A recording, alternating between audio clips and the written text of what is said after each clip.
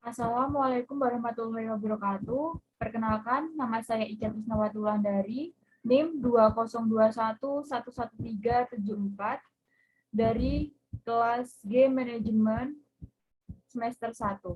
Saya membuat video ini untuk memenuhi tugas pendidikan agama Islam.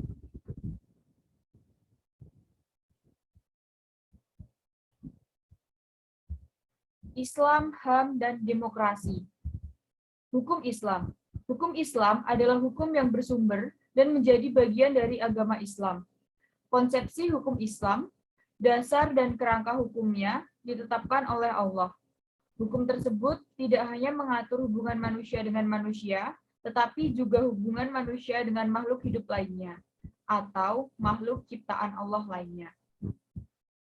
Hukum Islam atau syariat Islam adalah sistem kaidah-kaidah yang didasarkan pada wahyu Allah Subhanahu wa taala dan sunnah Rasul mengenai tingkah laku mu'alaf atau orang yang sudah dibebani kewajiban yang diakui dan diyakini yang mengikat bagi semua pemeluknya. Itu adalah hukum Islam menurut Hasan.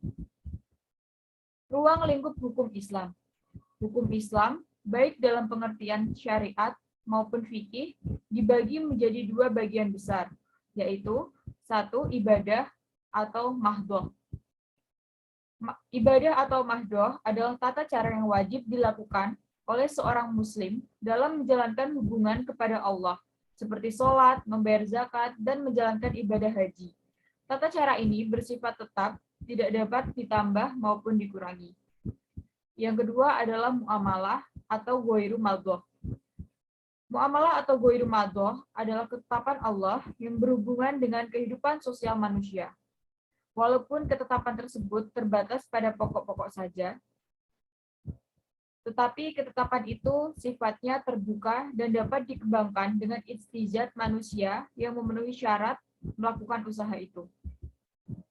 Sumber hukum Islam sendiri ada 4. Yang pertama yaitu Al-Quran, yang kedua itu ijma, yang ketiga hadis, dan yang keempat adalah qiyas. HAM atau hak asasi manusia. HAM merupakan hak asasi yang didapatkan manusia dari Tuhan Yang Maha Esa dan memiliki sifat yang mutlak sehingga tidak ada satu orang pun yang mampu mencabutnya. Hak asasi diberikan kepada manusia oleh Allah Subhanahu wa taala agar manusia merasakan yang namanya kesetaraan.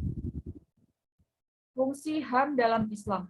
Pada dasarnya, HAM dalam Islam terpusat pada hal pokok yang terangkum dalam Al-Gloruriyat, Al-Qomsah, atau yang disebut juga Al-Hukuk Al-Insaniyah fi Al-Islam, atau hak-hak asasi manusia dalam Islam.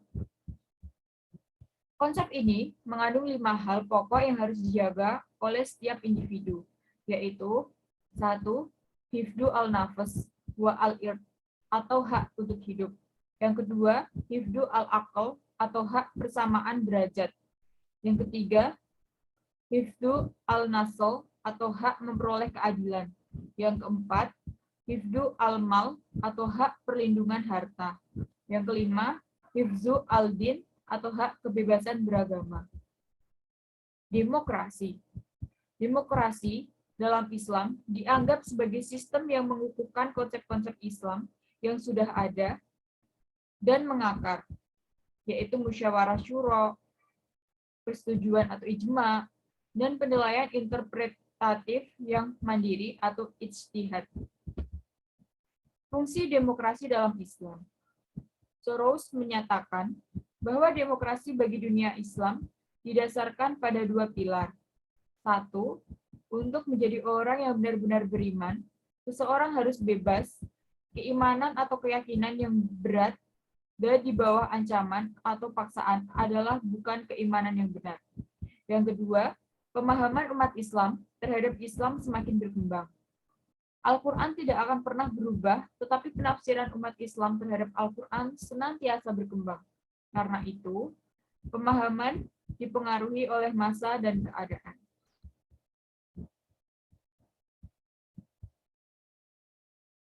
Jadi, pada intinya, Al-Quran dan Sunnah sebagai sumber hukum dalam Islam memberikan penghargaan yang tinggi terhadap hak asasi manusia. Selain itu, Al-Quran sebagai sumber hukum pertama bagi umat Islam telah meletakkan dasar-dasar hak asasi manusia. Cara penerapan demokrasi Islam adalah dengan menggunakan hukum syariat dalam penentuan segala kebijakan dan dengan bermusyawarah untuk menentukan kebijakan terbaik berdasarkan hukum tersebut. Jadi, kesimpulannya, hukum Islam adalah segala peraturan yang ditetapkan untuk semua umat manusia dan bersumber dari Allah Subhanahu wa Ta'ala. Hukum Islam memiliki sifat wajib untuk ditaati, karena hal ini sudah menyangkut